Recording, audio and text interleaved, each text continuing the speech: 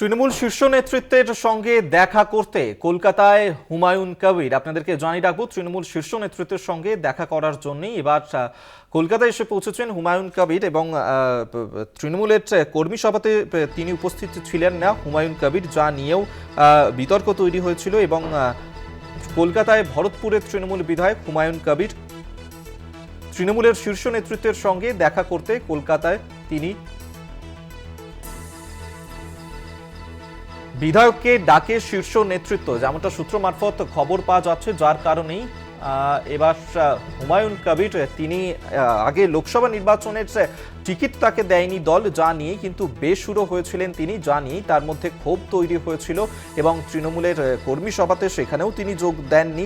তারপরেই কিন্তু তৃণমূলের শীর্ষ নেতৃত্ব তারা ডেকে পাঠায় হুমায়ুন কবিরকে, সেই মতোই তিনি এবার কলকাতায় তৃণমূলের শীর্ষ নেতৃত্বের সঙ্গে দেখা করতে। কল্যাণ চন্দ্র আমাদের সঙ্গে এই মুহূর্তে টেলিফোনে রয়েছেন। প্রতিনিধি কল্যাণ, কি খবর রয়েছে? দেখো অভিক, সেটা হচ্ছে হুমায়ুন কবির। তুমি জানো ভরতপুরের বিধায়ক হুমায়ুন কবির তিনি বেসুরো হয়েছিলেন কয়েকদিন ধরেই এবং সেরকমই তার স্ট্যান্ডে রয়েছেন।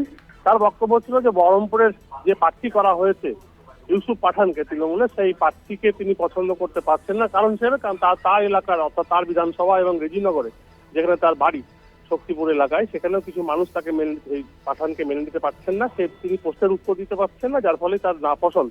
এবং তিনি জানিয়েছিলেন যে 200টি বুথ অর্থাৎ তার বিধানসভা এবং রেজিনগরে 200টি বুথে তাকে যদি দায়িত্ব দেওয়া হয়, সে দায়িত্ব তিনি পালন করবেন।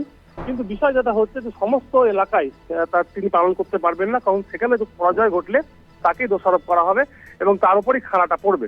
এই হুমায়ুন এই অবস্থানেই ছিলেন এবং হুমায়ুন দুদিন আগে তুমি জানো যে বহরমপুরে যখন ফিরাদ হাকিম একটা কর্মী সভা এসেছিলেন প্রশাসনের তৃণমূল কর্মীদের নিয়ে, তৃণমূল নেতাদের নিয়ে এবং প্রার্থীদের নিয়ে, সেখানে কিন্তু হুমায়ুন উপস্থিত ছিলেন না এবং বহরমপুরে একটি হোটেলে তিনি দেখা করেছিলেন ফিরাদ হাকিমের সঙ্গে। যদিও তারপরে তিনি জানিয়েছিলেন যে সৌজন্যমূলক সাক্ষাৎকার, তবে তিনি বিষয়ে খুশি হননি, অর্থাৎ আলোচনায় খুশি হননি।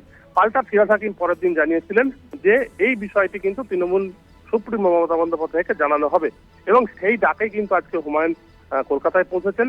আমরা তার সঙ্গে যোগাযোগ করেছিলাম, তিনি যেটা জানিয়েছেন যে তিনি কলকাতায় এসেছেন, তবে তিনি দেখা করবেন, সুযোগ পেলেই দেখা করবেন, এরকমই তার বক্তব্য। এবং তিনি কি বিষয়, কি ভাবনা চিন্তা করছেন, তার সঙ্গে কি আলোচনা হচ্ছে সেটা বিকেলেই জানাবেন বা হয়তো কালকে জানাবেন।